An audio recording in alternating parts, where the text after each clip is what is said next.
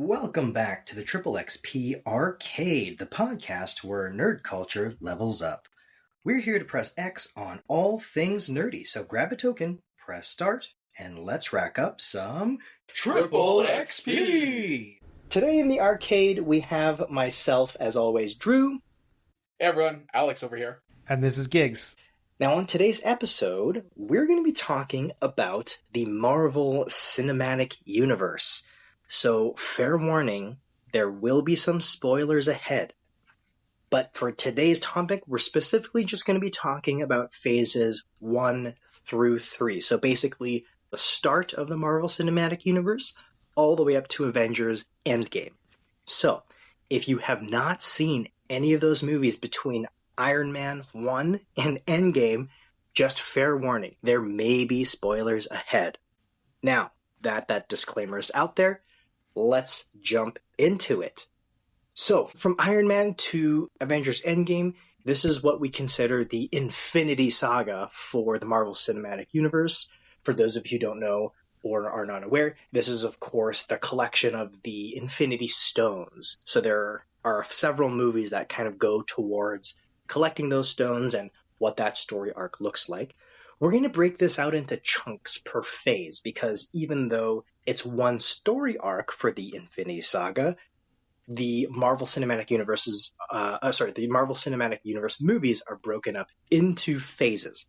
So we're going to break it into chunks, and for the first chunk, we're going to talk about Phase 1 of the Marvel Cinematic Universe.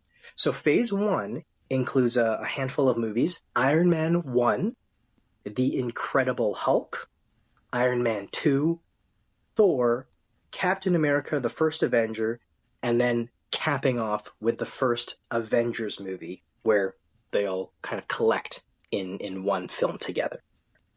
Let's kind of keep it really high level to start.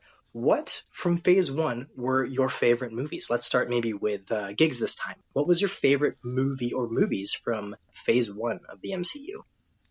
I would have to say Captain America was the best one by like leaps and bounds, in my opinion.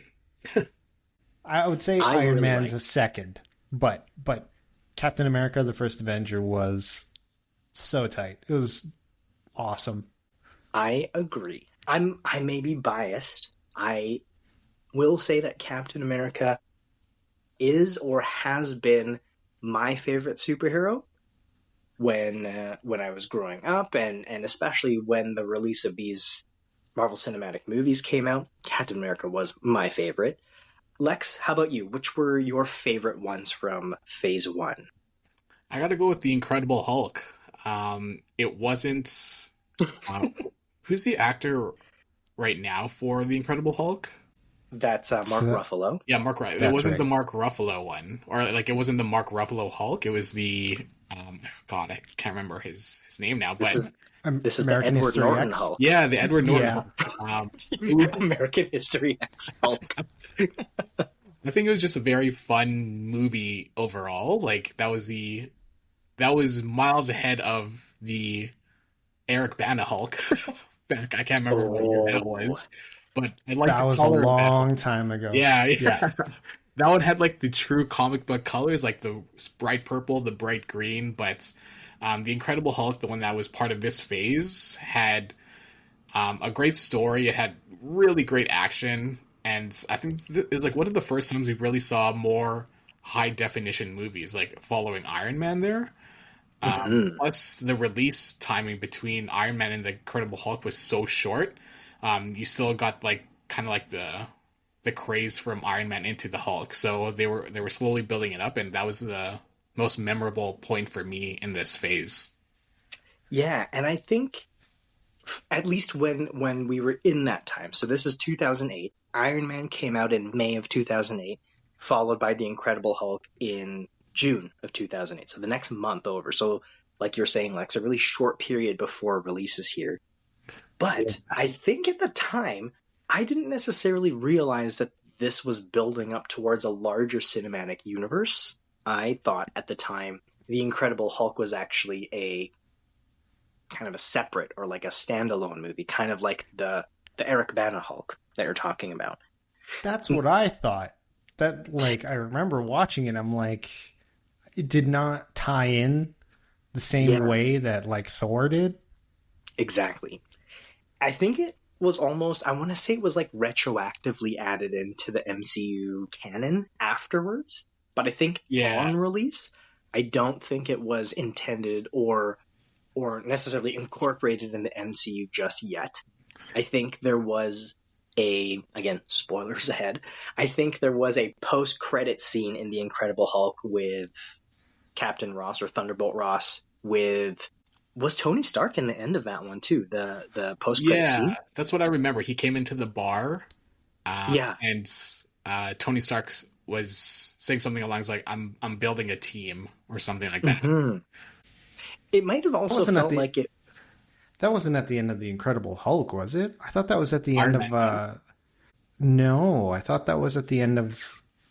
Oh no, you're talking about Nick Fury, right? That was at the end No, of no, no. Iron Man, wasn't it? Yeah, at the end of Iron Man, Nick Fury comes and says he's starting a team. But at the end of the Incredible Hulk is where is it General Ross, Betty Ross's dad? I think yeah, he was general at the time. Yeah, General Ross, yeah. He comes in. He's sitting at the bar, and then I think actually Tony Stark comes to talk to General Ross in that Yes. post-credit scene, right? that's what I remember. Yeah, So And there's like I a don't little remember bit. that. I'm trying to remember if that was in theater, like the theatrical release. It must have been because I remember seeing that post-credit scene. But I think there was kind of like a subtle tie in there, but there was kind of a little logistical thing happening with these movies because, as we know, Edward Norton was replaced by Mark Ruffalo as the Mhm. Hulk in future movies. So I think that's why this one felt sort of like a one-off. But to your point, Lex, this one was miles and miles better than the Eric Bana Hulk. yeah, Because yeah. it was the Eric Bana Hulk was even, sorry, this is a little bit of a detour, but that one was, I was really excited for that one because, like you said, it looked very comic book-esque. But Yeah. when you think about that, the director of that one was Ang Lee, who directed like Brokeback Mountain, Life of Pi, sort of these Oh, dramatic kinds of movies. It felt a little bit different in tone than what I was expecting for like a superhero movie or especially the Hulk. You would expect kind of like a Michael Bay kind of movie for an Incredible Hulk movie, right? yeah, Yeah, I think they treated Hulk in the Eric Bana one as more of like Hulk was kind of like a child. He had a very Yes. quote unquote innocent worldview, yeah. and Mhm. that wasn't quite what the Hulk was going forward. So Mhm. definitely a different feel from that perspective. Yeah, I kind of sort of focused more on, I would say, maybe the emotional journey of Bruce Banner, kind of battling with his internal Hulk versus like a Incredible Hulk movie. You know what I mean? Mm, yeah, yeah. Now, Giggs, you said that Captain America was your favorite one out of Phase 1. What did you like about Captain America? Oh, that was just costume design, like straight up. Old World War II Captain America was like peak costume design. That was like the costume I would pick in. Remember that game Ultimate Alliance? That was like Yes. the costume, right? Leather helmet, like the leather slash Oh. tights, Yeah. or it wasn't even tights, but it's more like an actual what would be aircraft jet fighter type jumpsuit, Yeah. but Yeah. like Captain America style with leather straps and stuff. That's like peak costume design. I thought Yeah. I thought you were talking about the comic book one where he wears like the puffy one while he's on stage performing. That costume. I'm like, it's not bad. The classic, the old school Captain America costume. Yeah, I agree with you, Gigs, because that one of my biggest gripes about previous superhero movies, kind of translated into the theater screen, is that the costume designs have always, up until this sort of MCU Phase 1, have kind of shifted towards trying to be more realistic, like more believable as like this is a real person wearing a costume. So I'm specifically referring to the Bryan Singer, the X-Men movies, where they jab at it, right? Yeah. If anyone hasn't seen those ones, of course, the Bryan Singer X-Men movies, they opted to go for sort of black leather tactical gear that have subtle hints and nods to the original character's costume design. But it just kind of, for me, it kind of toned everything down. I wanted to see a superhero movie, and not being able to see all of your favorite heroes in these costumes kind of was a letdown, you know? Definitely. Those were like costumes for people that weren't necessarily big fans of comic books. Those were for like my parents. You know what I mean? Yeah. No one would believe people running around in blue and yellow spandex, I think is what the comment was. And it was very reserved back then too, because comic books weren't, or superheroes and comic books weren't a popular thing back in, was that 2004, 2008 era versus what it is now. Like it's very, very peak right now in terms of popularity versus when we were growing up and watching these movies. It wasn't something you brag about when you go to school. Like, oh, I just watched this movie. It felt like, to me, it felt a lot more reserved in talking about it. Right. Versus now, it's just great to see how many fans there are for all this nerdy stuff now. Yeah. It wasn't until Spider-Man, right? Like that was the first one that kind of the Sam Raimi Spider-Man. Yeah, exactly. I was like, that's a comic book movie for comic book fans. And then the MCU was just like, all right, let's do it. Let's just get right in there and make people that love comics love the movies too. Mm-hmm. Yeah, and I think that's what I really liked about the initiation of Phase 1, because to your point, Gigs, talking about the Sam Raimi Spider-Mans, those were all really good. Spider-Mans 1 and 2, and debatably 3 with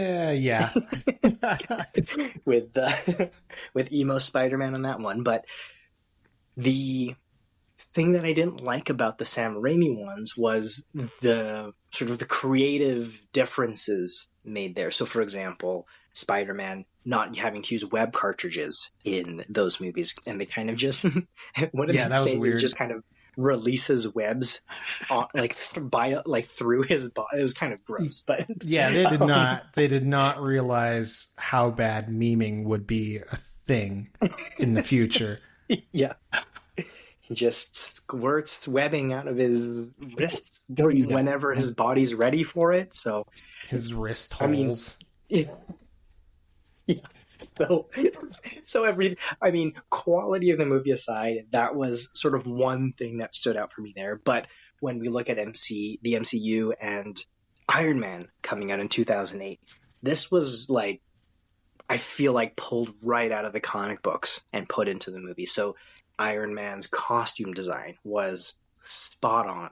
I know he kind of got iterations on his Iron Man armor as the movies went on, but honestly, his Mark 1 armor, no, not Mark 1, sorry, his Mark 2, Mark 3, whichever one after the cave. Where he had I think it's 3, because 2 is the first one without paint, I believe. That's right, yeah. And then he puts like the hot rod red and yellow for his Mark 3.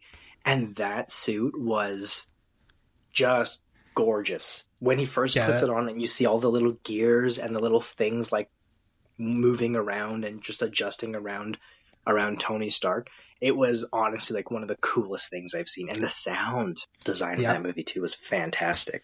Seeing that movie in theaters, like at that time, think about that, it was 2008. Ooh, man. So I'm still a teenager-ish then. So it's like seeing that costume with that kind of CGI, with that kind of like classic attitude. You know, they had, I can't remember what song was playing when they showed him like suit up and stuff, but like that was amazing to see at that time, right? That was like, this is cool. This is cool to talk about superheroes all of a sudden, right? Yeah. I'm getting goosebumps just remembering that suit up scene. It was Oh yeah. it was incredible. Now, we haven't talked a lot about Thor. Thor's been kind of going under the radar here. Thor came out in May of 2011. What did we think about the Thor movie? I feel like there's a reason why we haven't touched on Thor. It was good, but if we're kind of comparing the Thor movies between the three phases, it was definitely the worst of the three in my personal opinion. Yeah. I like rewatching a lot of these movies personally. In the background, like I must have watched all of these movies at least 10 times each at this point. Thor is the one that it's a pure background movie up until the very end when he gets suited up. Versus like the Iron Mans, the Hulks, the Captain Americas. I still get in tuned when a specific scene comes up. Like for Incredible Hulk, I still get the goosebumps when he talks for the first time, when he says Hulk smash. Boost up the volume, boost up the bass, and great act. Like that was the first time hearing it in theaters.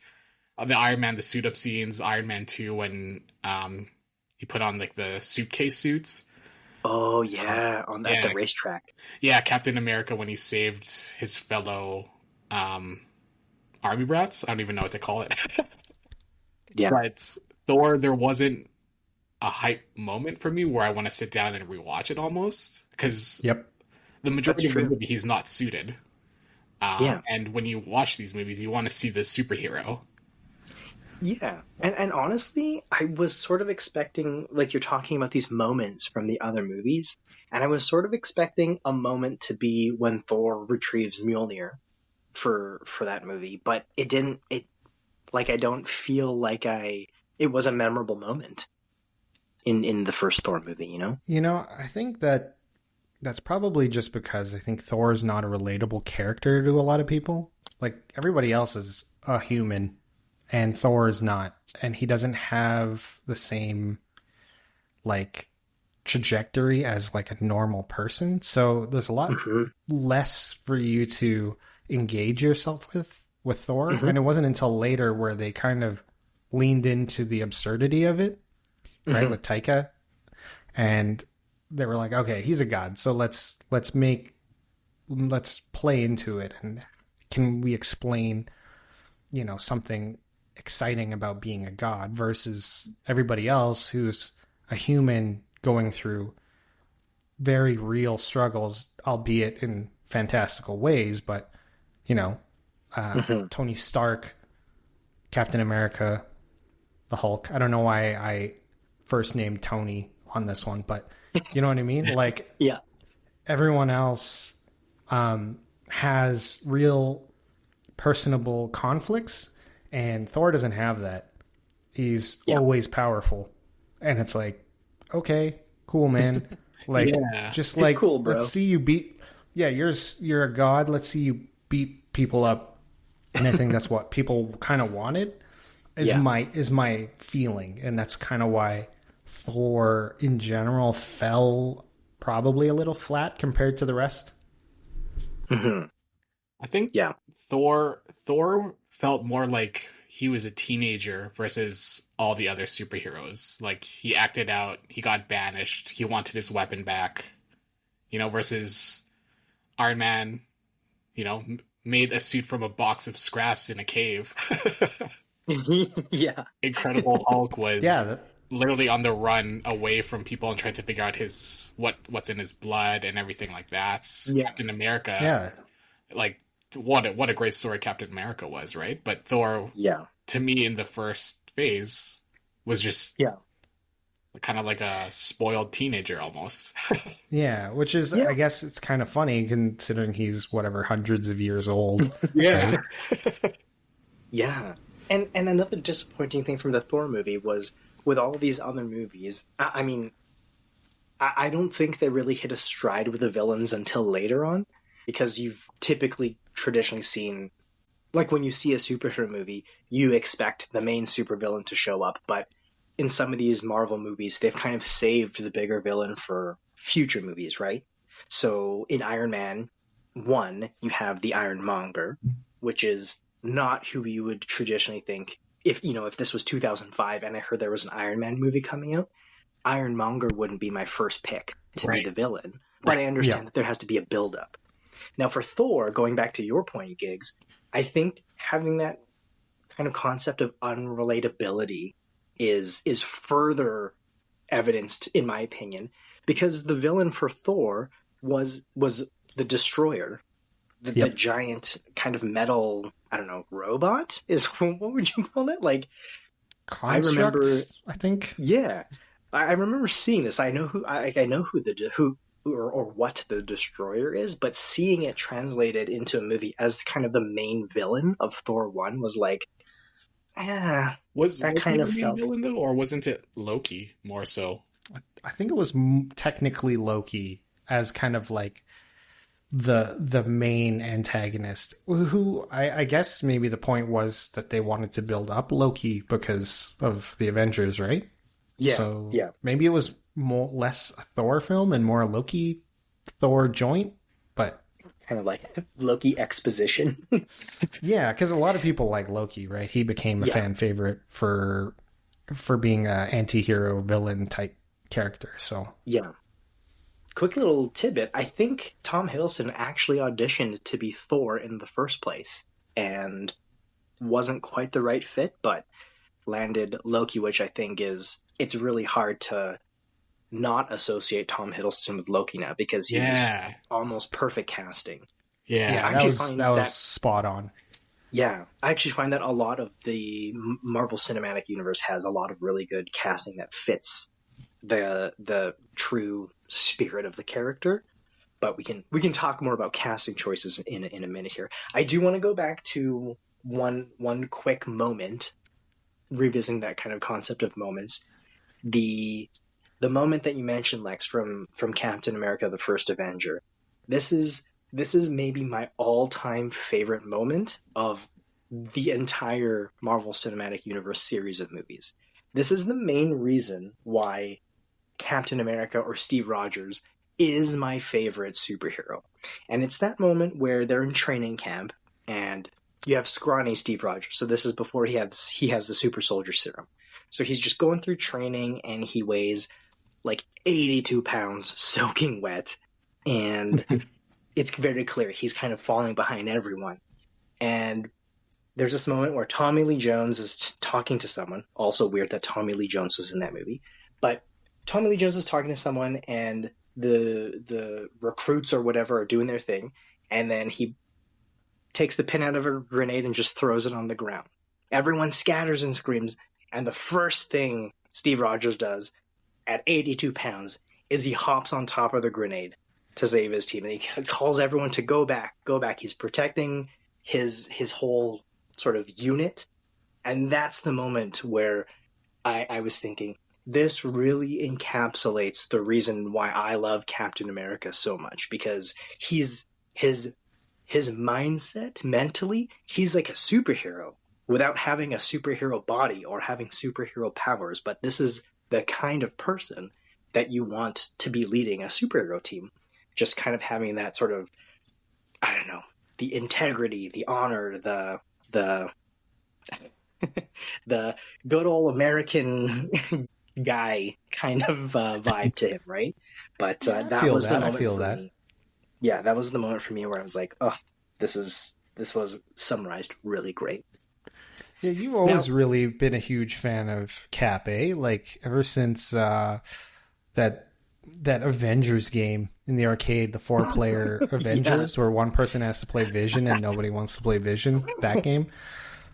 Did no one want to play Vision, or did no one also want to play Hawkeye? Both. I feel like Hawkeye wasn't a great pick either, but yeah, Vision if you have in that one.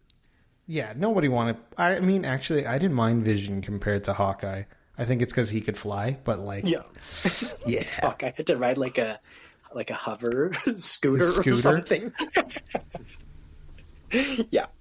Now, Phase 1 is capped off by the Avengers, the first Avengers movie. I want both of you to remember back, because the three of us, went to go see all of these movies in theaters together. Yep. Do you remember the reveal for the Avengers movie? Oh, I sure do. That was one Yes, of I also. the best reveals, in my opinion, in cinematic history. To keep that Amazing. locked, low key, no leaks or anything, and to release the trailer at the end of Captain America. I remember, Drew, your reaction. You literally held both Gigs and I back in the seat, like you pushed us into the seat with your chest, as Yep. if I It don't even was know what the it was, but yeah. it's like when you're driving and you're about to hit the brakes really hard and you're holding back your passenger. That's what you did, but for both of us. I Yeah. do remember this. I just remember I was on the right side of you. Oh no, I was on the left side of you, and I just remember an arm pushing me back because I think we all going to do the same motion, but you had the most strength to hold us back. I mean, in this age where it's so difficult to avoid spoilers and so difficult to avoid leaks of exciting things, we went to go see Captain America: The First Avenger, and not even it wasn't even on our radar that they were building up to like an ensemble cast Avengers movie. I knew probably at some point they've introduced all of these individual heroes, so at some point probably it'll happen, right? But then the post-credit scene hits. A full trailer. Not even a teaser, not even like a 30-second hinting at. It was a full cinematic trailer, and then the end saying coming next summer was Yep. crazy to me. Yeah. The fact that they were going to release it just 1 year after was insane. I could not believe that means that the movie had to go through full production. Like it's all, it's all filmed and everything is out there now. So they're really just like fine tuning, doing post production things, getting it ready for release, right? Yep, pretty much. that's At that true, point, yeah. when it's a year away, yeah, they're done. They'd be done filming already. Yeah. Oh, I have goosebumps thinking about it. So what did you both think about the Avengers movie? The first ensemble movie, the first movie where they're all together in a single movie together, except Edward Norton subbed out for Mark Ruffalo. What did you guys think? That I watched that one actually the most out of all of the Phase 1 movies. Like rewatched it. It was the Avengers. I watched it easily like 10 or 12 times. I loved it. It like So good. It was everything at the time that I would want in a superhero ensemble movie. It was just like fan service and like That's actually a perfect way of putting that, Gigs. Is Yeah, it's and it's everything just- that I wanted it to be. and it's just cool as hell. And that was our first glimpse at Mark Ruffalo's Hulk, who I thought killed it. I thought it was awesome. And I was just such a big Avengers fan at that point, which I would never really say I cared much for the Avengers up until maybe that movie. And Lex, you were saying that The Incredible Hulk was your favorite movie from Phase 1. How did you feel watching the Avengers and seeing the swap of Edward Norton to Mark Ruffalo? Mark Ruffalo is awesome. I was initially a little salty because I really liked Ed Norton as the Hulk. I like Ed Norton as an actor in general. So when they had swapped him out, I was like, oh, I don't even know who Mark Ruffalo is because he I guess he was in more popular movies, but not in the types of movies that I've watched, I guess. Yeah. So I was a little salty, but he definitely grew on me in the phases of the Marvel Cinematics. I was antsy for like the entire Avengers movie because all I wanted to see was Hulk stuff. So like the buildup was fantastic and everything, but it took so long for the Hulk to show. But when he did, it was so satisfying. Yep. So satisfying. Like when he Absolutely. took down that giant. I don't even know what the aliens were called. Do you guys remember that? Those were the Chitauri, right? Chitauri, yeah. When Hulk literally punched the giant Chitauri spaceship Worm guy? and whale Yeah. thing. Oh, that's where I knew it was like, oh, this is gonna be good. It's that. Yeah, that was beautiful. Yeah, like you're saying, the build up to that, where he starts kind of slowly walking down the street and he says, "That's my secret, Cap.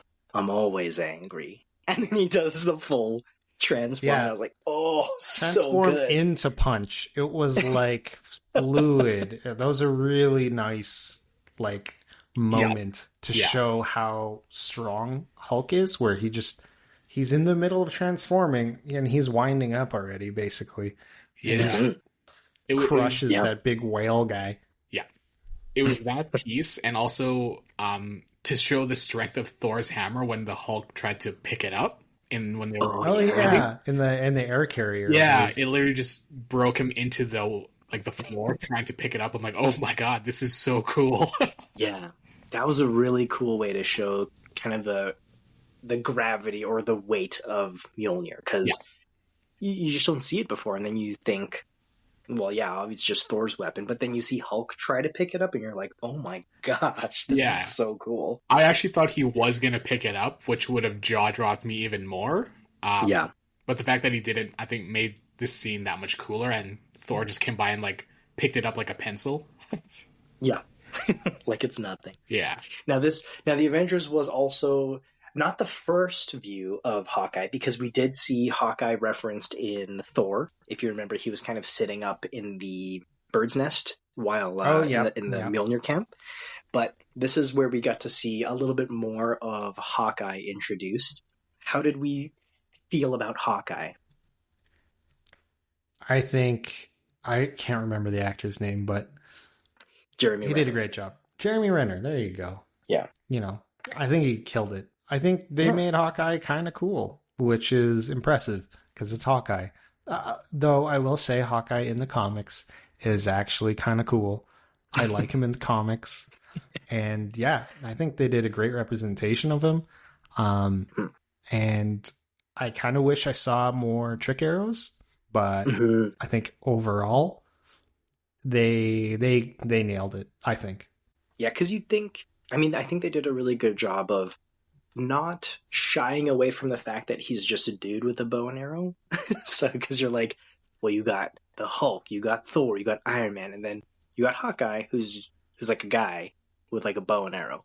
But they've really kind of built it around him for it to kind of make sense for him to be on the team, which was really cool, because I think it could have gone a way where like they sort of underplayed it, and then going forward everyone's kind of just like, oh well, Hawkeye kind of sucks. But you're right, Giggs, is like they kind of built it up for him to be, he's actually kind of cool. It makes sense for him to be on the Avengers, right? Yep, I think that was part of that whole archery renaissance that happened as well, where everybody got really into archery around that time frame because of both Hawkeye and Katniss Everdeen. Yeah, the Hunger Games, yeah. Hunger Yams, yeah. I think that made a huge impact on people. The fact that people wanted to pick up a bow after that, that kind of says a lot, I think. I think, didn't we pick up archery shortly after? 100% we did. Yep, I've got a bow and arrow collecting dust in the basement right now, but I will be very happy to dust that off come zombie apocalypse time. Yep. Now, the Avengers was also kind of a bigger feature for Black Widow.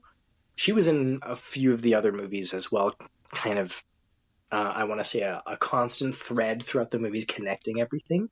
But this was kind of like a bigger feature of her being on the team. Lex, what did you think about Black Widow?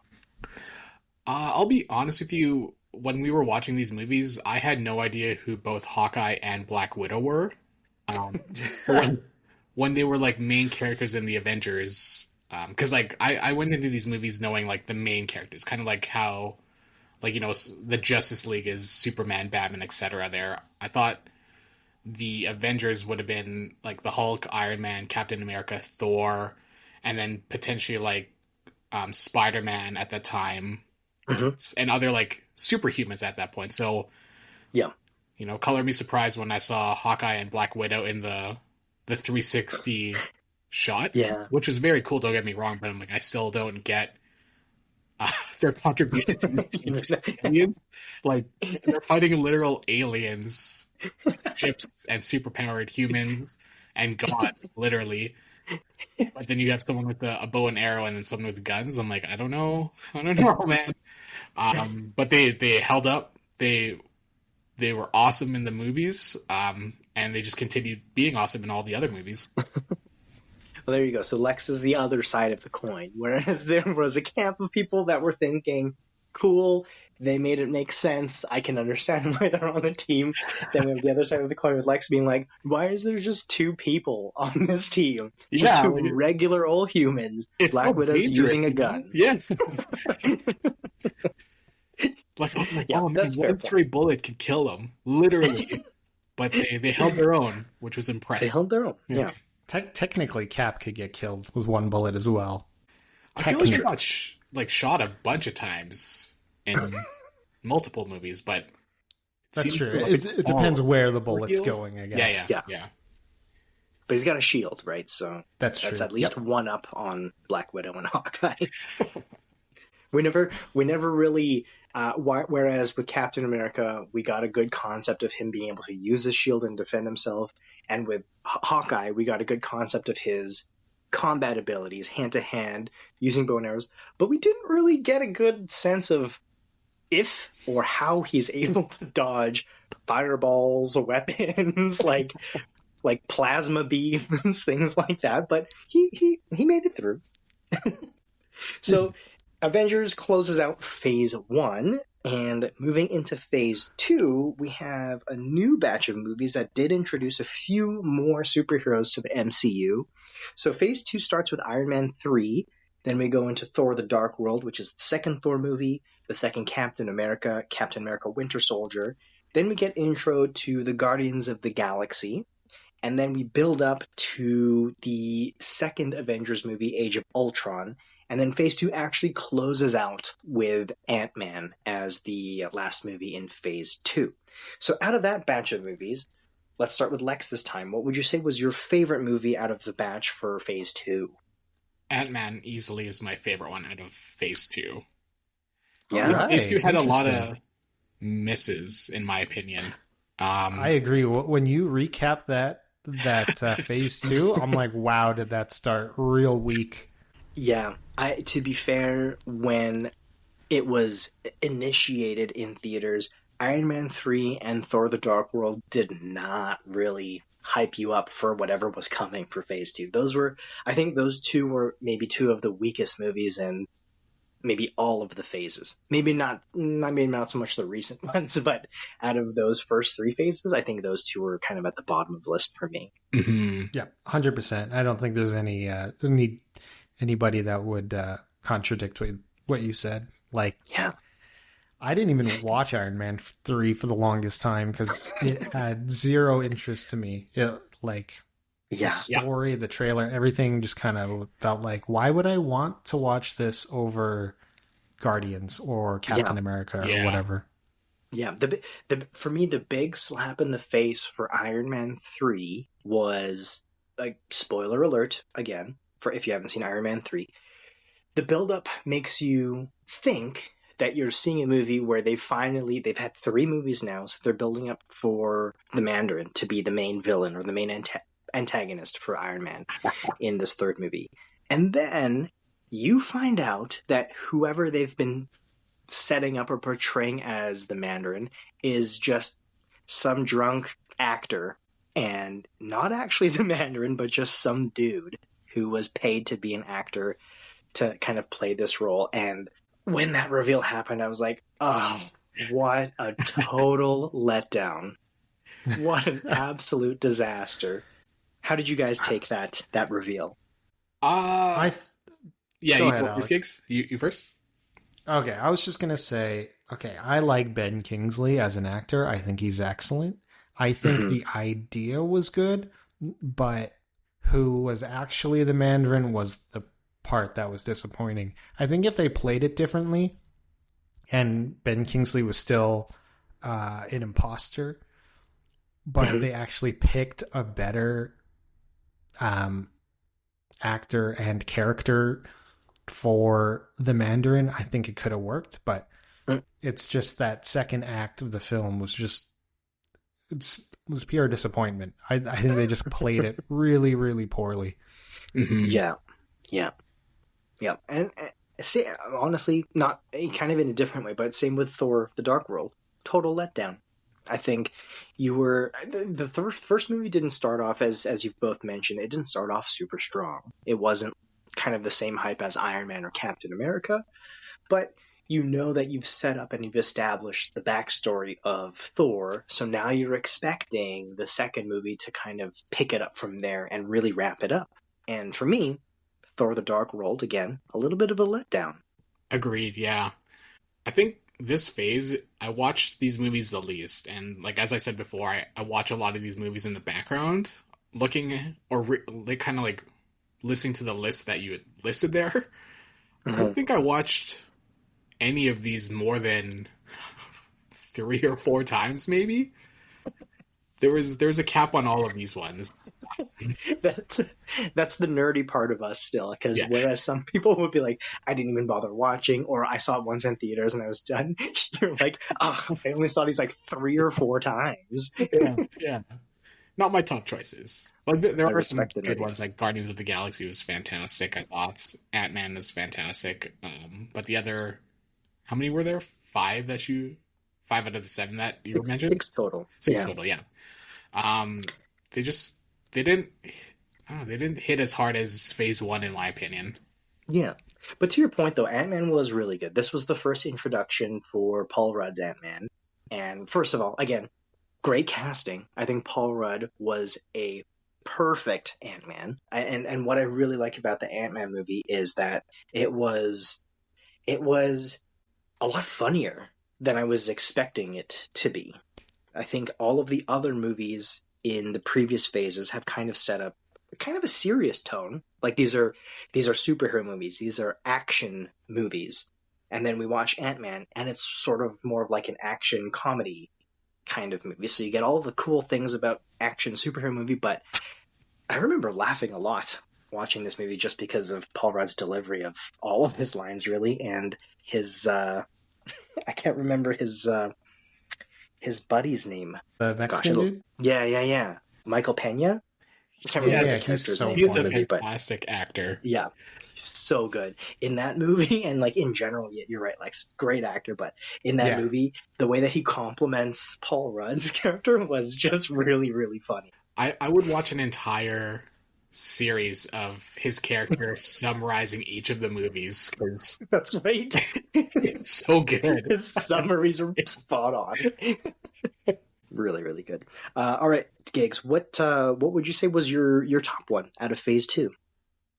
Oh, that one's easy. That one's Guardians. I mean, I was a little disappointed, but for reasons outside of the movie itself. I think the movie itself was awesome. I really like the more interstellar portions of the MCU, the galactic threats. Mm-hmm. Or I should say Marvel in general. I'm more of a intergalactic, galactic level, threat level person when it comes to Marvel comics. So finally getting that in Guardians was awesome. It kind of hit all the right buttons, and James Gunn's directing with all that like nostalgic cassette stuff is beautiful. Yeah. I loved it so much. The soundtrack for Guardians is so good. 100%. Yeah, that is. Agreed. It's a great way to incorporate pop music into film, and they absolutely nailed again the casting. Mm-hmm. So, I was shocked to find out that Vin Diesel and what's his name, Bradley Cooper were in the movie. Yeah. Like, I was like, what? Who are they? And then when I found out, I was like, oh my god, you got to be kidding me. I still, today, I know Bradley Cooper as Rocket Raccoon, and I still can't put them together in my head. Because when I watch Guardians, or anytime Rocket's on screen, I hear him talking, and I'm like, I can't see Bradley Cooper's voice when he's talking. It's crazy. Yeah, I agree. But no, really good point. The way that they introduce kind of this overall galactic threats is kind of the first introduction to this. I know we have a little bit of Thor kind of introducing this like Asgard as a different plane of existence, or more magic oriented, but yeah. Exactly, yeah. But then seeing kind of the space travel, going to other planets, all of these things that exist within the universe was really cool to see. Gigs, what was the thing that disappointed you with Guardians? There's a few. So I'm a okay. So Nova Prime is Mm-hmm. one of my favorite sort of Marvel characters, I guess. Uh-huh. It's more his character design and his like suite of powers. We'll say I think Nova is one of my favorite superheroes. So Uh-huh. in the Marvel universe, so not having any sort of teaser, I guess, for a Nova Prime really disappointed me, and to see the Nova Corps portrayed the way they were as more of just kind of like cops Yeah. was a little Space disappointing police. to me. Yeah. And Yeah. then on top of that, the main villain, whose name is escaping me, the usurper. Ronan the Accuser? That's what it is. Ronan the Yeah. Accuser. I think he could have been cooler. I think in the comics and stuff, he's way more badass and huge. Like, they did not make him nearly as frightening as he would be in the comics Yeah. in the movie. He was just kind of like a skinny dude with the cool face paint and the hammer. But like in the comics, he's massive and he's baller. So they kind of did him dirty, I think. Yeah. But outside of that, I think the rest of it was muy bueno. I liked it a lot. Yeah, I agree with you about Ronan because for me personally, when I first saw him in the movie, I thought he looked pretty cool. Like in general, in comparison to other villains that we've seen, I was like, oh, this Ronan the Accuser, he looks pretty badass. And the part that disappointed me was that they didn't really extend him past the first Guardians, right? He's kind of done by the end of that movie. But I would have loved to see more of him, both in the movie and afterwards, because to your point, Gigs, he does have sort of a more menacing, bigger impact in the comics. So I was hoping that he was going to have a bit of a bigger role in the MCU, but he's kind of like it was kind of like a one and done kind of thing, which was really unfortunate to see. Yeah. And I do know what you mean about the Nova Corps specifically. I know because we all know that Nova's kind of like one of your top superheroes, and seeing that represented on the big screen by Glenn Close, I think is who played Nova Prime. That was. I was a little. Oh, yeah. I don't know what to say about that. They didn't show any like Nova Corps like powers or anything. It was just like, man, they're just flying ships. Like that's not how they are. You know what I mean? Yeah. Like they're basically green lanterns, right? In a night, in a sense. So yeah, I was pretty disappointed by that. Yeah.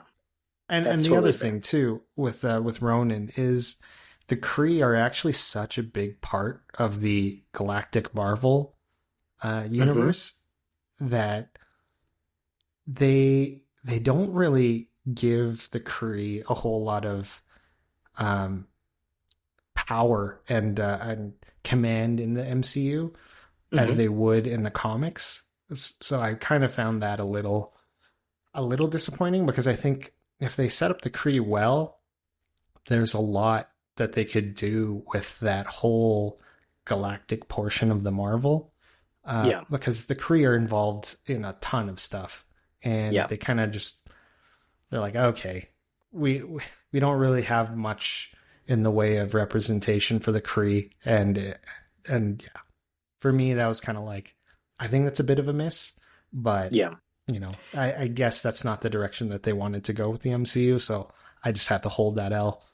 Yeah, kind of like a double-edged sword, because they take some creative liberties, and sometimes you're like, oh yeah, this actually works really well in context of the cinematic universe, but when they do things like what you're saying, it kind of, especially having that experience or having having been a comic book fan and seeing these stories on the comic books, it kind of is a little bit of a letdown when you see how it's translated on the big screen. Yeah. Now we go into the second Avengers movie in this phase. So this is Avengers Age of Ultron, and we get introduced to two key characters in this particular movie.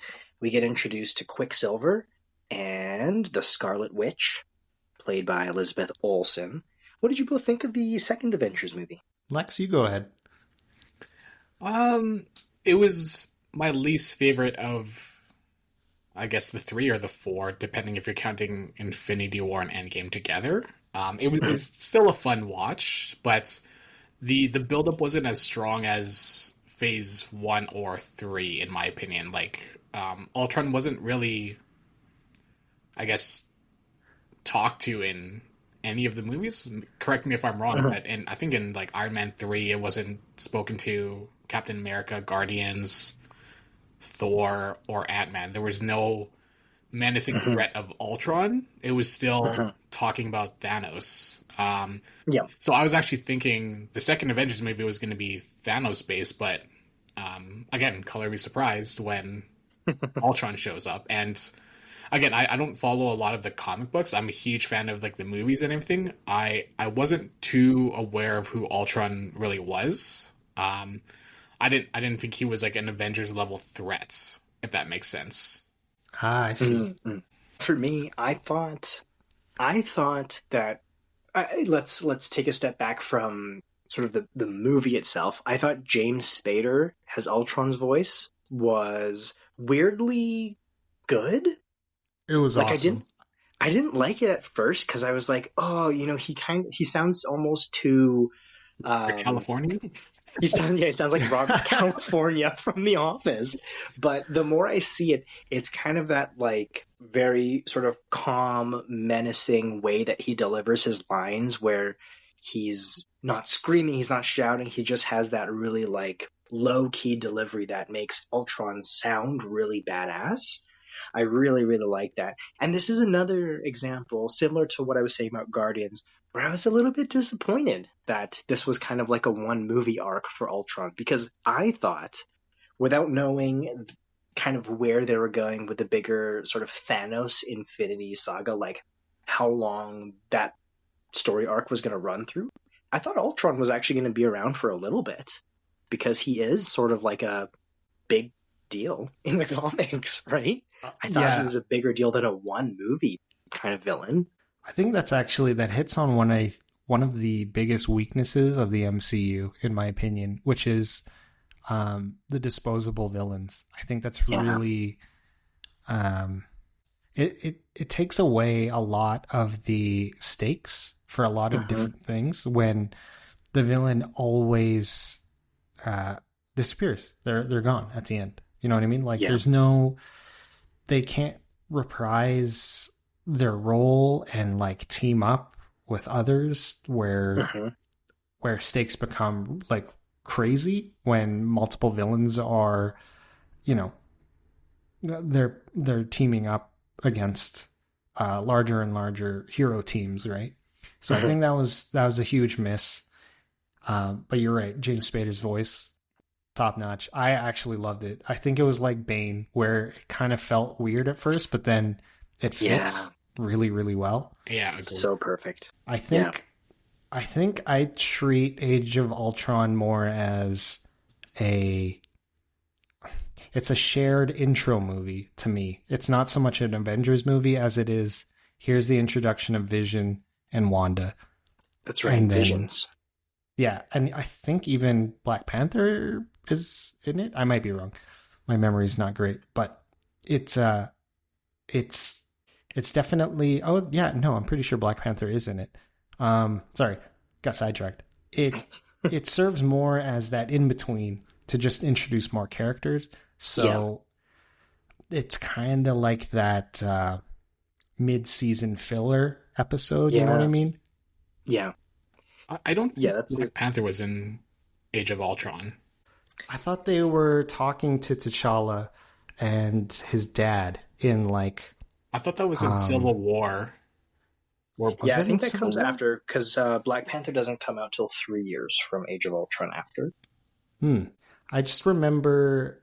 I thought I remembered T'Challa in it, not as like a. He's not Black Panther. He's just T'Challa Yeah, he's just like in there like as a like a world, yeah, like a UN yeah. thing. But again, my memory isn't great, and this is pre-COVID, so that whole Yeah. chunk of time just kind of blends together. Now this is going to sound a bit contradictory because I did earlier say that I was disappointed when you see some of the villains that they put in, and they're kind of like the C tier villains like Ironmonger or whatever for Iron Man. To your point, Gigs, I do agree with what you're saying about Age of Ultron sort of being a kind of like a segue or like a introductory pre-filler mid-season type of thing where we introduce more characters. So in that sense, I actually feel like I would have been fine if they had a B-tier villain in this one versus Ultron. I feel like Ultron is too high of a tier villain to be in kind of like a throwaway, let's introduce a couple new characters kind of movie. You know what I mean? Yeah, totally. I see where you're coming from. There could have been. I mean, I guess it had to be Ultron just so they could introduce Vision the way they wanted to, but Yeah.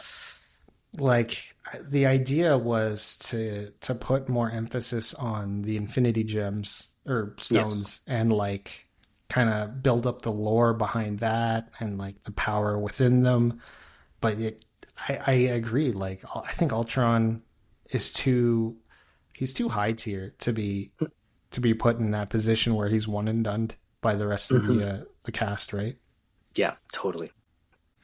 Let's reminisce about maybe, in my opinion, I should say, the best moment in the entire Phase 2 of the MCU.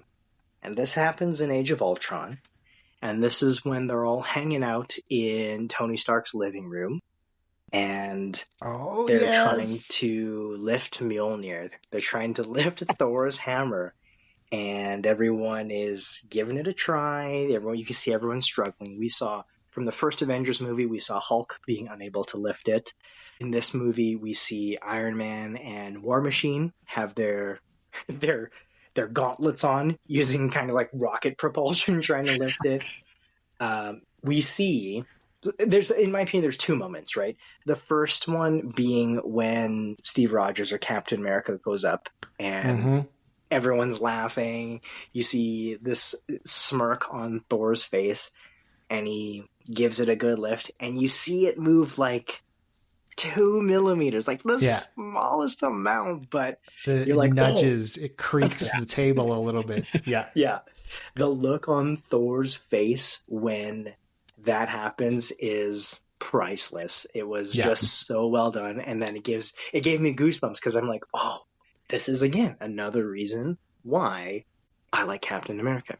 100%. But it's also just, sorry, I just wanted to quickly interject is, as we all know, that's also a great foreshadowing moment. Probably one of the best foreshadowing moments in the whole MCU. Yes. Just going to throw that out there. I got shivers right now. Yeah. Right? I have preemptive spoiler shivers. We'll get to it in a sec. I didn't know that was the thing for Captain America. Yeah, I guess we'll get to it in Phase 3, but I didn't know that was a precursor or like a nudge. Oh, really? Yeah. I didn't know that was do you know when I found out about it? Or like I knew about it? Was the 1993 Marvel Masterpieces. When I had the Mjolnir card and I read the back and it talked about, what Mjolnir is all about and why people can't lift it. And there's a very clear sentence in it that mentions who can lift it. That I will stop there, but 1993 Marvel Masterpieces, 1992 Marvel Masterpieces. Interesting. Pardon. It's the 1992 Marvel Masterpieces that I'm talking about. That's how long ago that shit was stuck in my brain. It was building up for, and this was just like a teaser. This was not a full Avengers cinematic trailer. This was a proper teaser for what was coming. Yep, 100%. Now we have the actual big moment from Age of Ultron, and that's when Vision gives his little spiel, his little monologue about basically gearing up, getting ready to go. And everyone's like, well, who's this guy? Why should we listen to what he says? And then the camera pans over when Vision's basically like, let's go. And he's holding Mjolnir and handing it over to Thor. And Thor basically, in so many words, says, yep, all right, he's good in my books. Takes the hammer, and then they go. That was a very unexpected moment in this movie, but also just very cool to see kind of Vision not having any context into the background of this, but just being able to pick up Mjolnir, no problem, hand it over to Thor, and then you get that sense that Vision is now kind of like a part of the team. He's worthy to hold Mjolnir, so we know that we can trust Vision as a part of this group. But that was a goosebumps moment for me. Do you remember how both of you reacted? Oh, I lost my stuff. I lost my stuff. It was so good. Like, okay, I think they nailed Vision as well. Yes. Again, costume design, all that stuff.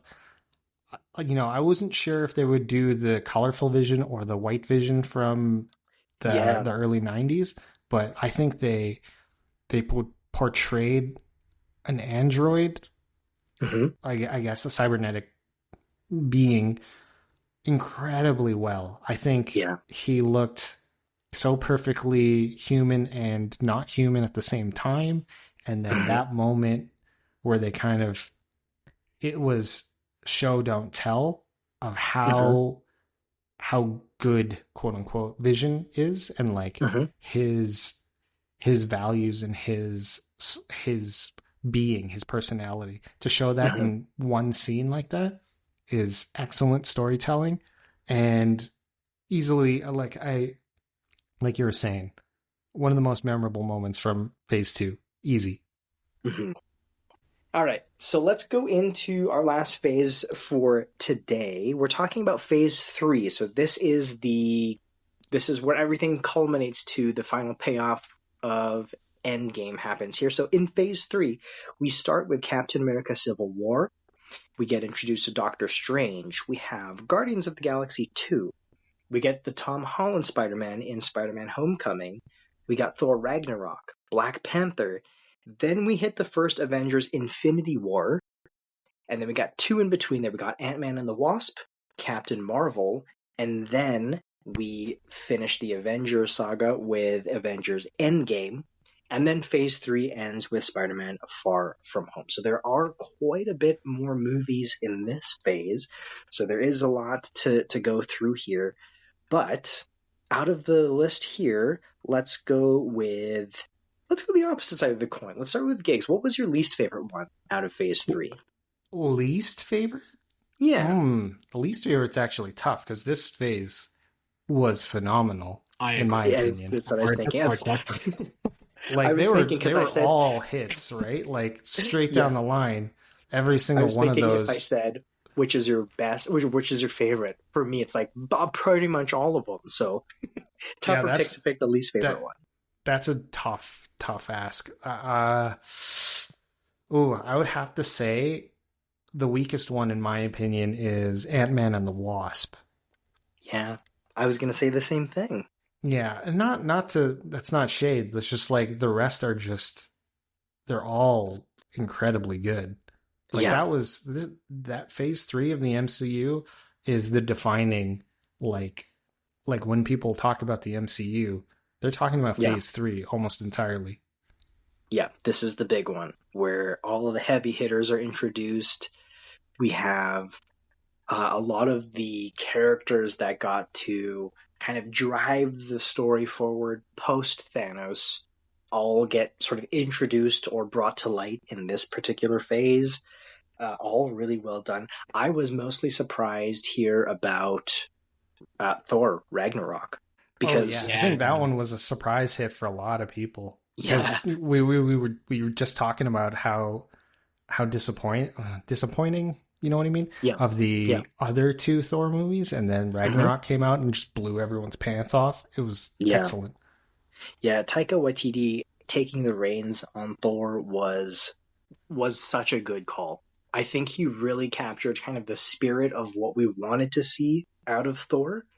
And Thor's dynamic with the Hulk in that movie was great to see, but just really, really well done, really fun movie. So it really took away a lot of that kind of that, like from Dark World, right? It was just like so serious, and you're watching, you're like, oh my gosh, like I just wanted to watch a fun superhero movie, and Totally. that's what Ragnarok delivers. Just tons and tons of fun.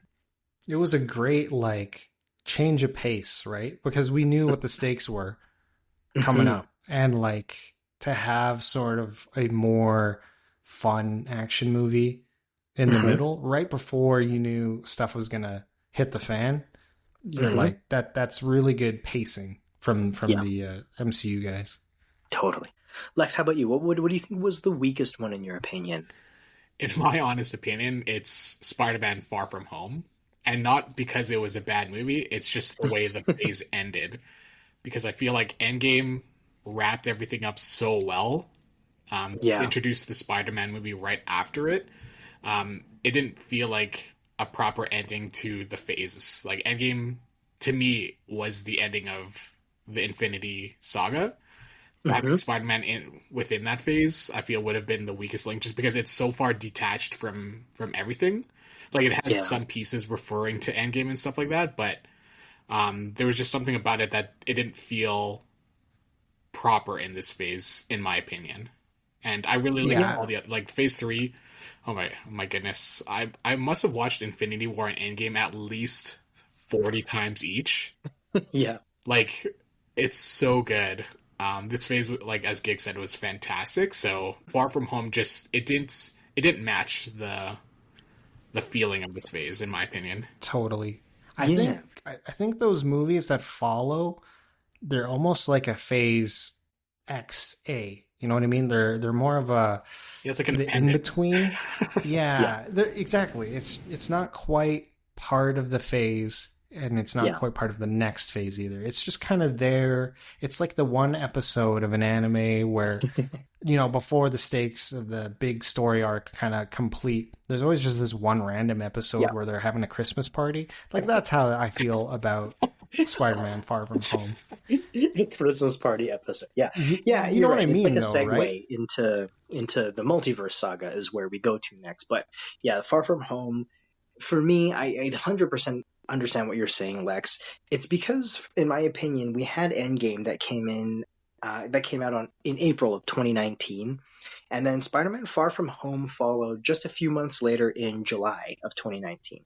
So it almost felt like, you've had this build from Iron Man 1 from 2008 all the way to Endgame in 2019. So you have an 11-year buildup, and you finally get that payoff of that story arc in Endgame, and then having another one come out so quickly.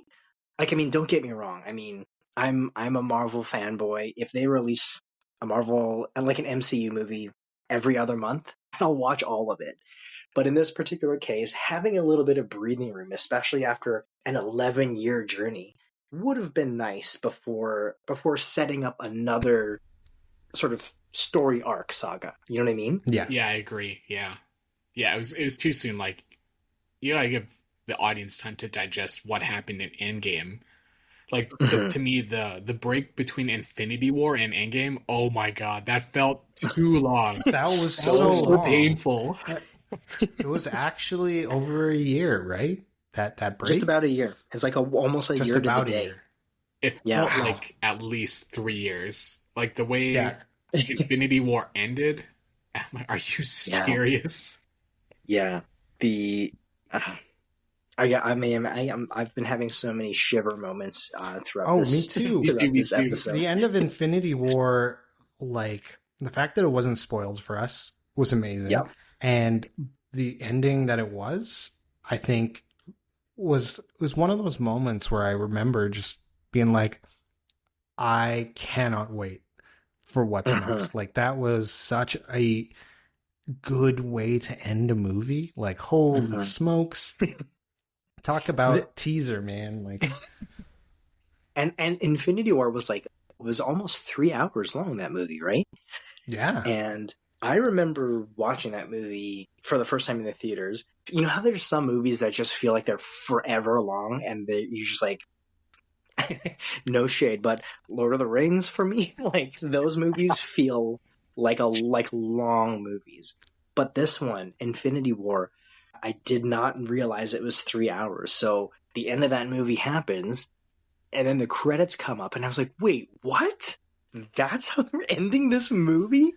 Oh, I'm getting shivers thinking about it right now. I agree. I think I remember dropping the F-bomb in the theater. I was like, are you kidding me right now? Right? I think that's how I reacted, right? Yeah. I was the Jennifer Lawrence meme from Hot Ones, where the movie ended. Like, what do you mean? What do you mean? What do you mean? Like, he's like so confused. I was like, what's happening right now? Is there like a part 2 happening like within 10 minutes here? There was so much emotion that happened in the last 5 minutes of that movie. I'm like, okay, there's so much going to happen. So, and then just ended. I'm like, what is happening right now? I'm so confused. Yeah.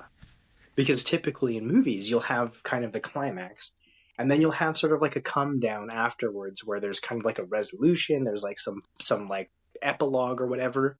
But with Infinity War, that was right at the climax. At the climax, yeah. It was wild.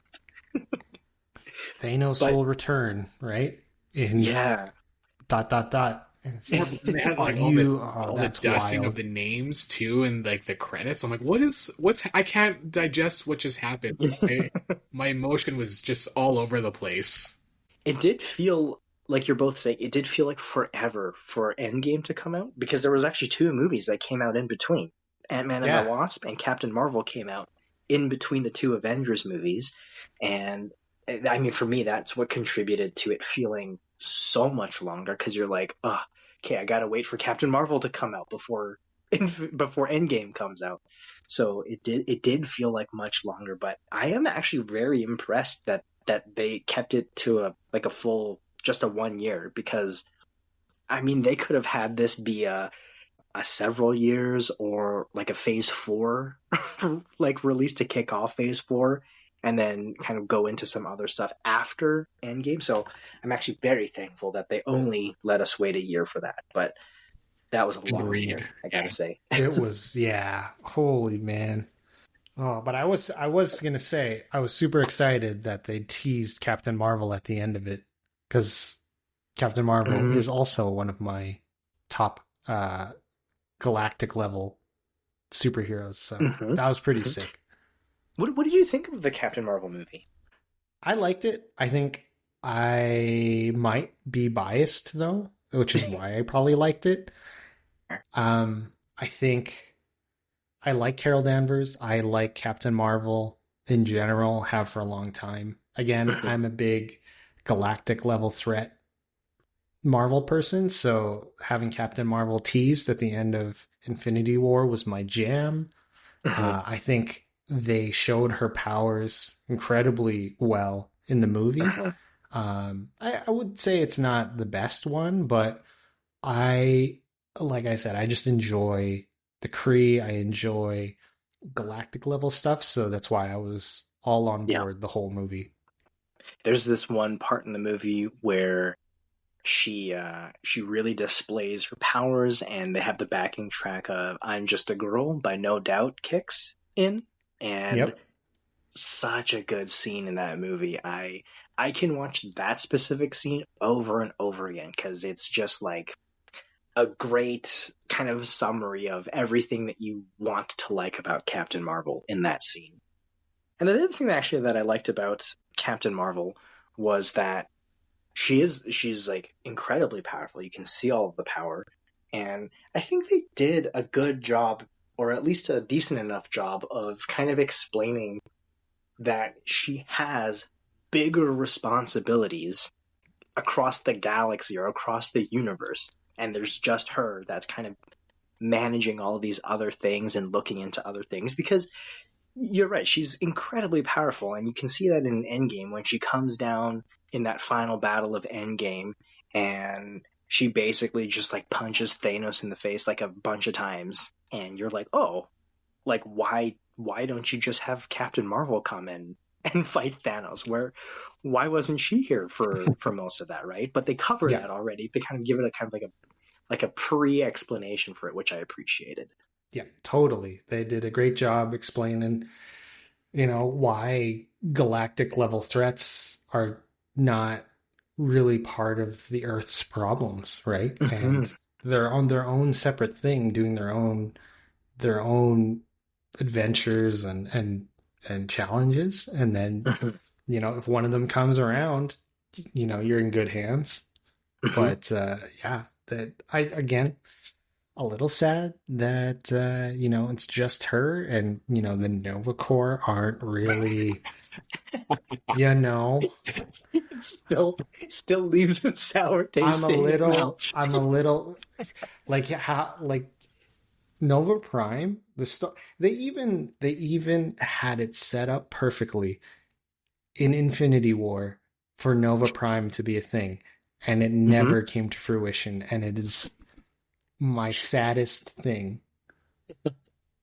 Gigs, how did you feel at the I think it was the beginning of Infinity War, where they were explaining how Thanos had the Infinity Stones, and then they just said he decimated Xandar?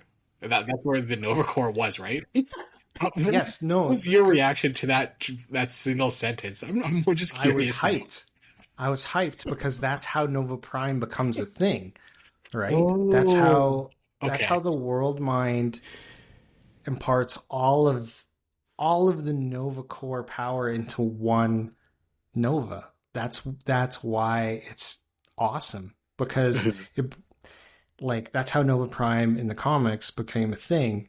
Is Reed Richards is the only one left, and so the world mind just imparts the whole Nova Corps essence and power into one person.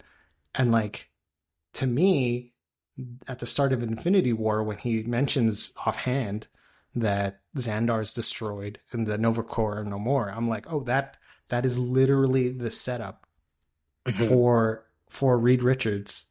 Is it Reed? Not Reed Richards. It's Reed Richards. Mr. Fantastic. Fantastic Four, yeah, okay. Yeah. Sorry. I think it's Richard Rider. You're thinking of Glenn Close. Yes, Glenn Close gets all the powers. But you know what I mean? I think it's Richard Rider. Sorry, I'm getting my names mixed up. Their alliteration, they love to do that. Anyways, to me, I thought it was setting up for Nova, but sadly, that 6 was years not later, the case. no go. Nope. Yeah. TBD, right? Well, because to me, there's another really good Marvel storyline that they could adapt into a phase or an ultimate conflict in the MCU, and it does involve Nova, and it involves Quasar and Captain Marvel and some other big galactic ones, but it's not going to be a thing because some of the main guys just aren't introduced or exist. So yeah, those are some heavy hitters, though, having Nova, Captain Marvel, Quasar. You got to open up real big galactic threats for that one. Yeah. And I guess I've always wanted that in a movie. Yeah. But that might be too much. So yeah, understandable. Yeah. So let's finish our thoughts here with Avengers Endgame. Of course, this is what we've been building up to, as I mentioned, for 11 years. First of all, with Avengers Endgame, was the time travel aspect even a thing that either of you thought was going to be a part of this storyline? Not even close. That was my least least thought out plan in terms of what was happening. I didn't know what was going to happen. Thanos had won Infinity War. I'm like, I don't know. I was still in the mood of how did they end that movie on still aftershocks from Infinity War. It's Gigs and Nova Prime. I was just still so confused on what had happened. I couldn't digest. Even a year later, I'm like, oh man, how are they going to follow up Infinity War? That was such a great movie. And then Endgame entered. Time travel confuses me. I like time travel movies, don't get me wrong. Yeah. But then I get confused when all sorts of stuff like that starts happening. Yeah, I am a sucker for time travel movies. If there's time travel in the movie, I will guaranteed be like I'll watch it immediately. And one of the things that I do, maybe this is my toxic trait, is I really like picking apart the logistics of the time travel movie to see like, does this make sense? Where are they kind of dropping the ball from like a logistics perspective? But I thought that this was really well done, actually. I was incredibly confused. I still don't really understand it. And I would need to, like, I don't know, write it down and like try and figure out. Yeah, like, you know, like slow down that portion where they explain it, and really like try and study it and understand. Because I'm to this day not really sure what that was. We need to put like a yarn board. Yeah, exactly. Figure out how Pepe Sylvia fits into all of this. 100%. Exactly. Yeah, I was not expecting time travel to be a kind of a plot point for this movie because, to your point, Lex, I was like, okay, that's how Infinity War ended. How do they follow up on this? And I mean, this is why I don't write movies, but I kind of had it in my head that they kind of just continue fighting afterwards until there's some sort of resolution. But adding in this time travel element was, I felt, just a beautiful way to give you kind of a walk down memory lane for the last 11 years of movies, because you get callbacks, you get scenes from the first Avengers when they go back into that timeline. You get little clips of different perspectives from things that you remember. And that whole movie, or this whole time travel sequence, I'm like that Leonardo DiCaprio meme where I'm like pointing at the screen like, oh. It's like just a great way to recap everything that's happened in the last 11 years, I thought. Yeah, it was like it was basically for the fans, right? That's how I understood it. It's hey, let's give them everything that they want. Let's just make everyone hyped and happy for their heroes and stuff. Mm-hmm. And everyone sort of got a little bit of a highlight. Like, I feel like, to your point, Gigs, like whoever your favorite superhero is during the last 11 years, they had a moment, they had a point in that movie where they got a little bit of a highlight, and you really got to embrace them and appreciate everything that's sort of gone into building up that character to that point. What was Glenn Close's build up? She got all of the Dalmatians. That was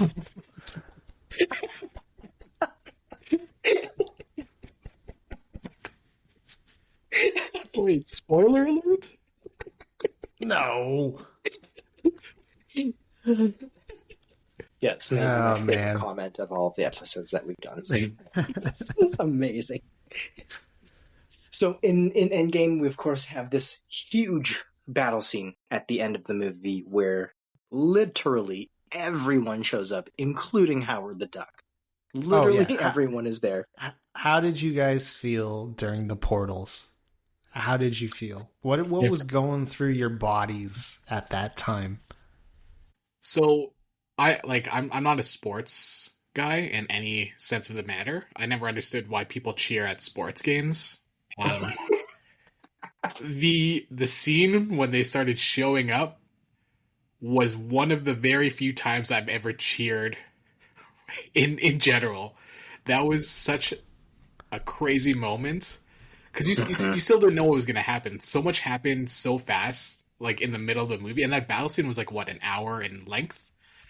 The portal, when this portal started showing up, it was pure goosebumps. I don't even know how to explain it. That I'm getting shivers now. Yeah. I remember. I actually remember you screaming, Alex. I remember it was so funny. I cracked up because you're not as what animated we'll say during movies, but seeing you just like two fists, like I was so hyped. That was such a chef's kiss moment. Yeah. And so like everything that led up to that moment too. We of course, I don't know if it's spoiler or not, but our whole foreshadowing moment came to fruition. Yes. That one still to this day, I could watch that scene n number of times and I will always feel ready to fight. I will Yeah. fight. We have the OG trio. We have Thor, Captain America, and Iron Man fighting Thanos at the end. All hand to hand, just going at it in a really epic fight scene. And we have the moment. Lex, what was explain the moment. The moment where Captain America got how do you say it, Drew? Mjolnir? I can't pronounce. Or as Paul Rudd would say, Jonathan. Oh yeah. It was not like that moment was cool, don't get me wrong, but I guess to you gigs it was much more you're much more in tune with like the comic book of it, so I didn't know that was gonna happen. But the shocking moments were the build up to that where Thanos literally broke Cap's shield. Right. So I was getting more shocked at all of these moments where Thor was about to get, like diced with his own weapon. There were so many moments like I remember Captain America got literally punched in the face into the ground by Thanos. And I'm like, there's no way a bullet can hurt this guy if he got punched by a superhuman alien. That beat up Hulk in the previous movie. Yeah, exactly.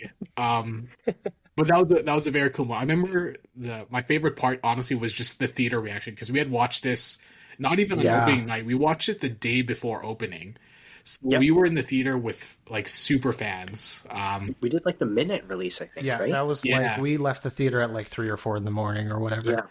Yeah. But that atmosphere, I'm getting shivers just thinking about that atmosphere when everyone was cheering. That was that to me was better than that moment. It was just like a culmination of fans all excited for the exact same thing, and that was epic. Yeah, the cheering, that's maybe the loudest I've heard an audience cheer live for something happening in a movie. It was great. I was so like excited.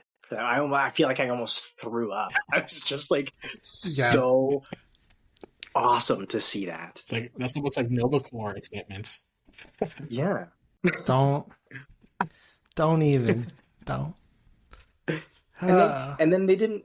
This is one of those times where they didn't really give you a ton of time to breathe before the portals moment, right? Because you see Cap, he's all kind of beaten up. You get the on your left from Sam Wilson, and you see stuff going on, and I can't remember actually which happened first, but then you finally get the payoff for Captain America saying it. After 11 years, he's teased at it, he's hinted at it in previous movies, but he finally says it. Avengers, assemble. And I'm surprised I didn't throw up constantly for the last 1 hour of that movie. Like that was just like I was so excited that I feel like throwing up now just remembering how excited I was. I'm gonna watch this movie literally after we're done this podcast episode. I was thinking the exact same thing. Yeah, I'm gonna have to put it on for sure. There were so many peak moments, like when Captain Marvel arrived. Oh, yes, I got shivers when the guns thought there was a bigger threat above them. I'm like, what's happening? Yeah, Oh, shivers. And she just comes and just rocks Thanos in the face a bunch of times, and I'm like, oh, yeah, so cool. Migs, would you have lost it if that was Nova Prime coming down from the upper? I would have thrown a chair at the screen out of excitement. Giggs would have suplexed me through a table. I would have climbed the back, taken the projector, and just like started making out with the projector person at the top. There's just chairs, there's people screaming, there's my vomit everywhere. It's just a wild theater experience to relive. That was top movie experience for me, right? Like that's one of the few things that I miss theaters because of that, and going to live movies like that, or live showings. Oh man, that's core memories. Yeah. It really makes a huge difference when you see a movie like that with a theater full of nerds like us. Oh, 100%. Like it's just, everyone is so excited and is calling out Easter eggs and knows what's going on. And when things happen, like they're yelling, they're screaming, and everyone, like that energy is just, I honestly can't remember if I've ever been to any other theater experience like that before. It was so much fun. That is our Rocky Horror Picture Show, to be honest. Yeah. Like, that's a good way to say it, yeah. Right? Like, I know some people probably haven't been to a Rocky Horror Picture Show viewing where people like throw stuff at the screen and stuff. That was what it felt like. But for everybody that loves comic books and the MCU and all that, that was tight as hell. What a great payoff. They had huge expectations to fill, and they did not disappoint with that one. Drew, just out of curiosity, how did you find the ending of Endgame? Like where it was Iron Man that's kind of closed it off? More curious on that. I felt a lot of different ways about it. I thought it was a great way for the whole story arc to kind of come full circle, because we have, from the first Avengers movie, you had Iron Man and Captain America butting heads a little bit, and Captain America was saying, Tony Stark's not the kind of person that's going to take one for the team. He's too selfish. He's not going to be that guy. And then for it to be Tony Stark at the end of it, kind of closing out this whole story arc, was really, really good to see. But the part that I feel kind of disappointed in, or felt disappointed in, was I was like, but Robert Downey Jr. is just such a perfect Tony Stark. Yeah. Like, I can't, anytime I see him in other movies now, I'm like, you can't not be Tony Stark now, because you look like him, you sound like him, you're just Tony Stark now. So for that to have come to an end that way, it was kind of really sad to see. But I thought it was a really good way to cap it off, though. Agreed. Yeah, I think that was the most appropriate way to end it. Yeah. Like writing wise, that's like I don't even know how you say it. That's like the perfect way to end that arc, like you said. Yeah. I honestly can't see it end any other way other than that. Because it's a culmination of all of our viewing journey, right? That was, what, 10, 11 years? Something like that? Of films, starting with Iron Man. Yeah, and it ended with Iron Man too, right? So it was like it was just such a great way to wrap it up for both the story and for the audience, I feel like, because that just closes it. It's just like a beautiful way to close the brackets, you know? Yeah. It makes me want to cry. You know what's a little, something that kind of bugged me a little bit was that Tony wasn't the only one, but he's the one that gets the most talk, we'll say, at the end of the movie. He's not the only hero that lost their life. It would have been nice to see sort of like a hero's memorial. That would be cool, yeah. Yeah, because we had Scarlett Johansson, and that's right. That's very low key. It was just like, oh, right. Yeah. Hope you didn't get too attached to Black Widow. Right, and Vision as well.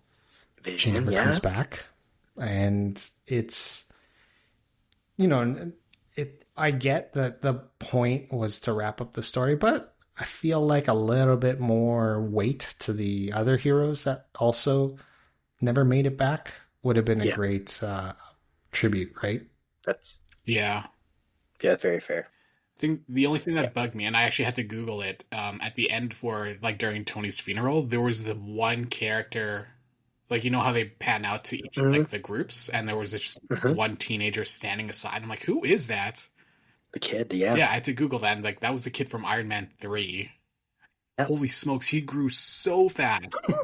I was so I'm like, what this guy's in the world of superheroes. Who is that? Yeah.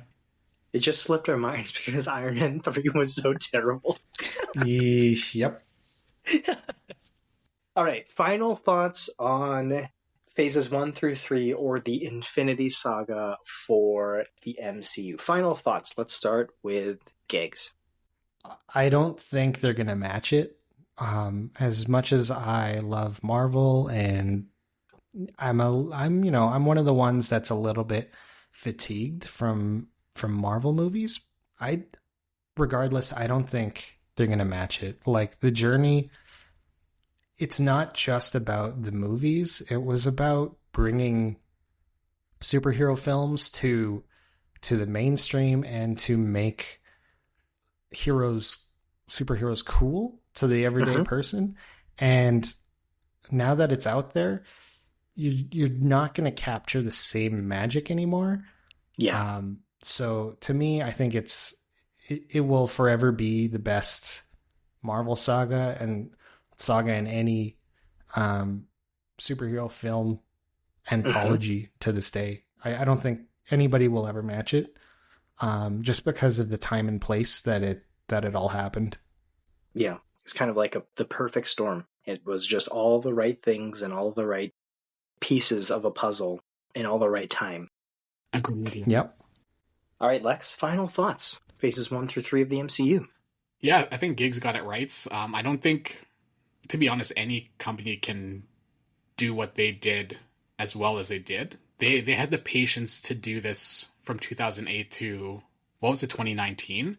Like, that was pure patience. Now, in, like, the Phase 4, Phase 5, like, the multiverse, they're peppering way too many movies and TV shows that you have to know from both in order to understand what's happening in the movie, or vice versa. And to be honest, we started this when we were in our late teens, right? Like 18, 19-ish. Yeah.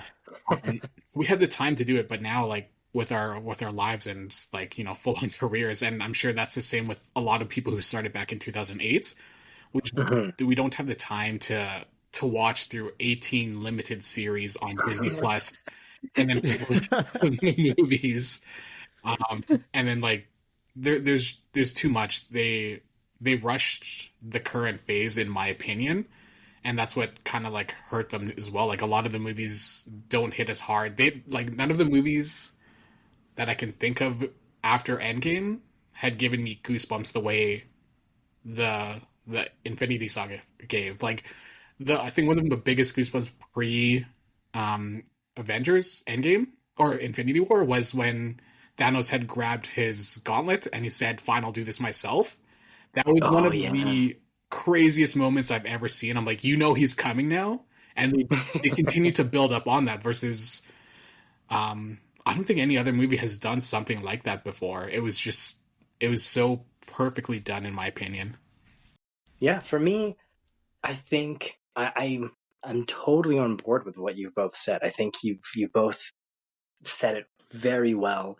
I think that this is now that we're all getting a bit older, I sort of am thinking back to this phase with, like, nostalgia. Like, I'm thinking, this was just such a great period of time and a period of experiences.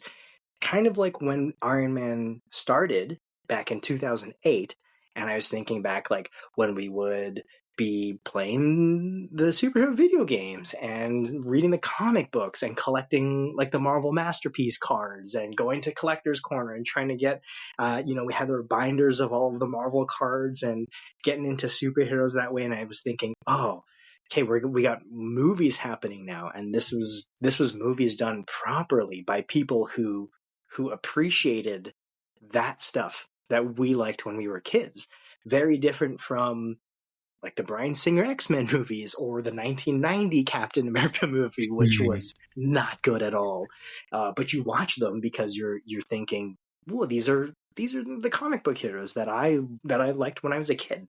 So I want to watch this now. And so I'm remembering this period, this phases 1 through 3, very fondly. And I think it's always going to bring back these really good memories, because there was just, like you've both said, so many great moments, so many great call outs to things that we loved when we were kids, and seeing it all well done by, like I said, fans of the same things was just so awesome to see. And so I think, unfortunately, I agree with both of you. I don't know if they're going to be able to capture that same kind of magic now that we're in phase 7 16 or something now. Like we're we're a good ways in there, and it does almost feel like a little bit of work catching up to all of these things. So it feels less like I'm excited and being brought back to my childhood, and it feels like, okay, I got to go to work and watch, got to power watch a whole series before the next Marvel movie comes out. So I think you said it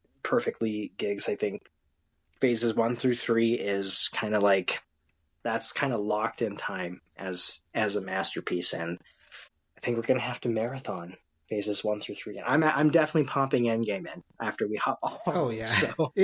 I think the nice thing is that you can marathon this because there's not, like Lex said, 5 different show series that you also have to keep up with and yada yada yada. It's just a series of movies. We could theoretically, get through it in a day and a half, 2 days. Wait, theoretically, I don't even know. I forget that Infinity War is 3 hours. Yeah. Isn't that what a marathon is? You don't sleep. That's true.